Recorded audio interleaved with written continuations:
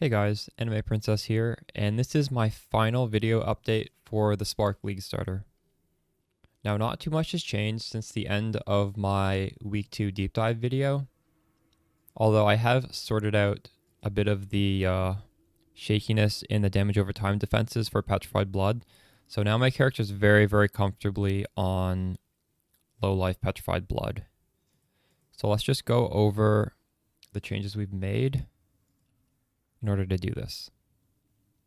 So I was talking about we're going low life.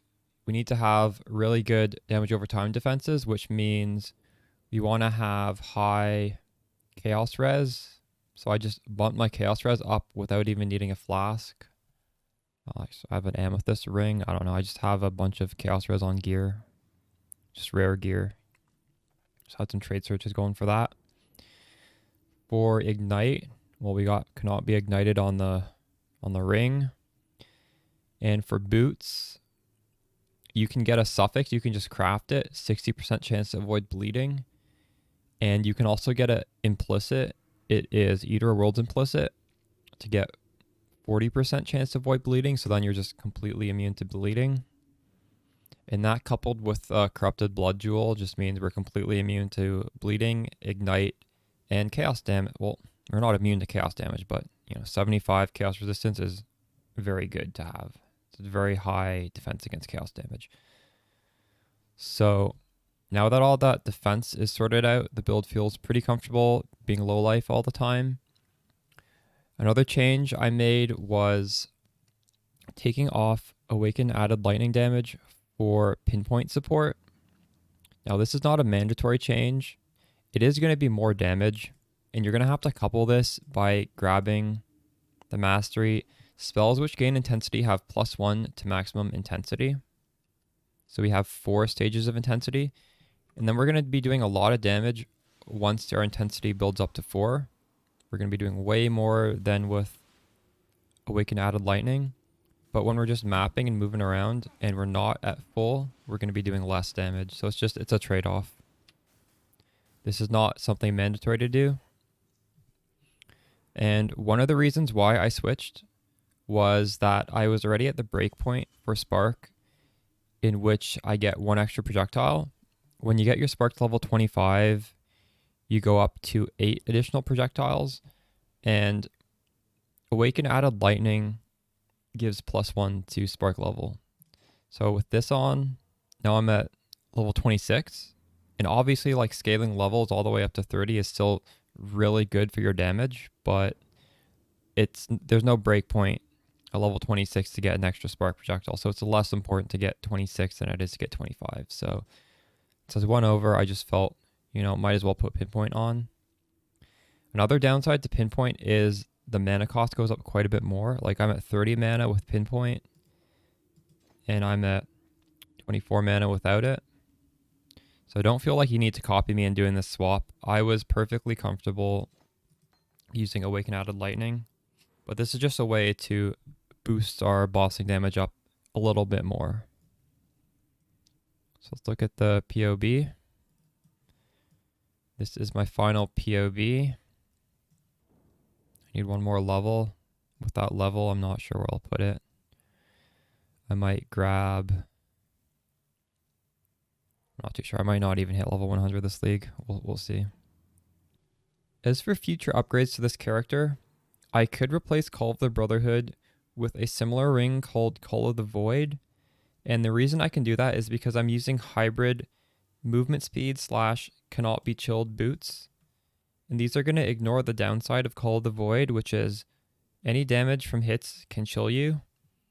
And the upsides are quite similar to Call of the Brotherhood, in which we are shattering and chilling enemies. However, there's another upside that Call of the Brotherhood doesn't give us, which is a pseudo fortify effect on the last line. So that's a really good defensive bonus of having this ring instead of a Call of the Brotherhood.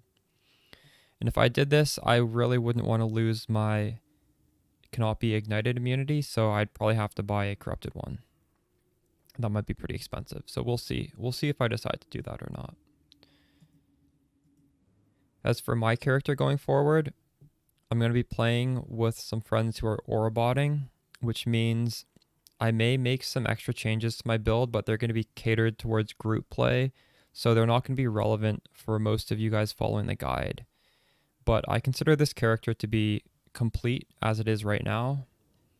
We were able to do the Uber Pinnacle bosses on stream, which is something I actually didn't even think would be possible with this build. So I'm pretty happy with everything here. And I think we can end off the league on this high note with the gear we have right here. If you guys want to progress further than this video, my suggestion would be to farm up a Mage Blood. And after you go Mage Blood, you can go one of two paths. You can go Aura Stacker, or you can go Jungron's Self-Chill Spark. This league, I would actually lean towards going Jungron's build because Aura stacking is just so ludicrously expensive. It has not gotten cheaper than it was last league. It's a good way of, you know, taking this one step further using a Mage Blood. I guess this video is going to be wrapping up the Spark journey in terms of gearing for 3.19. Hope you guys had fun along the way with me. I really enjoyed all the YouTube comments, and streaming on Twitch was pretty fun. That was something I had not done previously. For YouTube Spark content, you will be probably seeing a few more videos, although I can't promise you there's going to be any more tutorials on the gearing aspect because right now I just consider that to be finished. Thanks for following along with me this league, and I will see you guys in the next one. Fuck.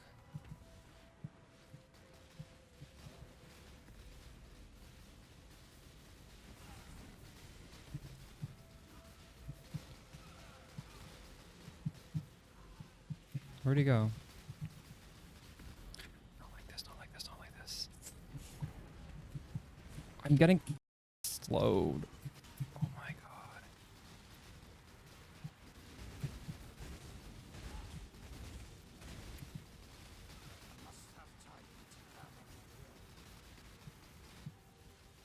Where is he?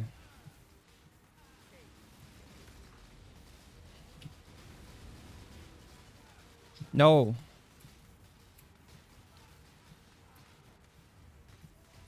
No more flame dashes.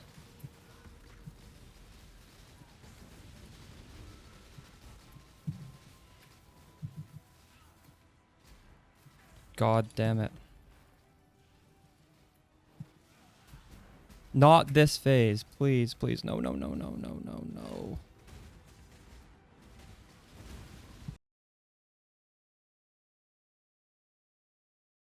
They're both so low.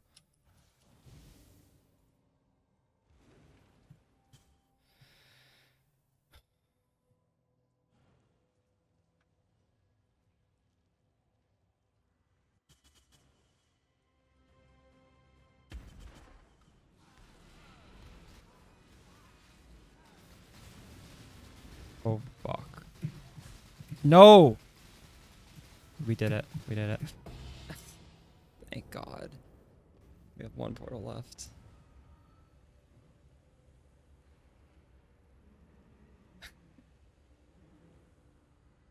Thank God they had no immunity phases there.